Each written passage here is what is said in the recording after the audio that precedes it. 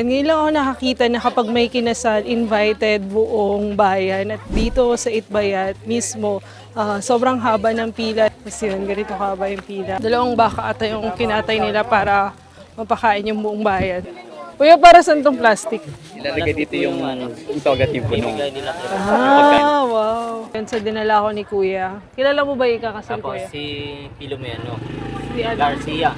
Si Tito Pilomono Garcia. Paano ko sabihin, Tito, ang tagal na naming di nagkita, nating hindi nagkita sa Ibatan. Sa Ibatan. Medyo mahaba. Nainunta na Dimichita. Nanoy tana... Nainun. Nainun? Oh, Nainunta na Nainun Dimichita. tana Dimichita. Dimichita. Nainun tana Dimichita. Ay, arisawon. Ilang pamilya yan, Kuya? Ayan, kanya-kanyang balot. Kayo din po nagbalot. Naka-ready na pala siya, no? Nung kinasal po ba kayo, ganito rin? Ay, ganyan. Lahat kami ganyan. Buong bayan pakainin mo. Oo. Ayan, ito yung tinatawag nilang bunong and nakalagay na siya sa mismong dahon. Tapos, iaabot na lang sa amin. Kailangan naka-ready na yung plastic. Salamat po. Tiram tarakas. Hi, hello po. Hello po. Diyos Mama Hens. Ate, Naino Dimichita. What? Nainita na din chita. Yeah. Auntie. May pakain sila, kaya kumuha na rin ako. Yan, salamat po sa kinasal.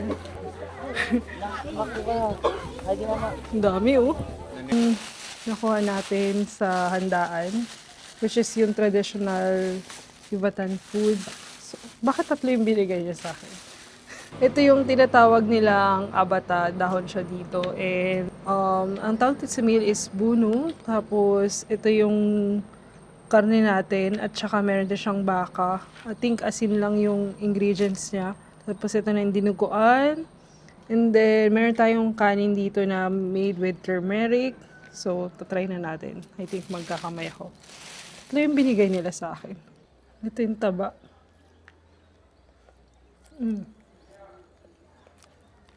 Malasa siya.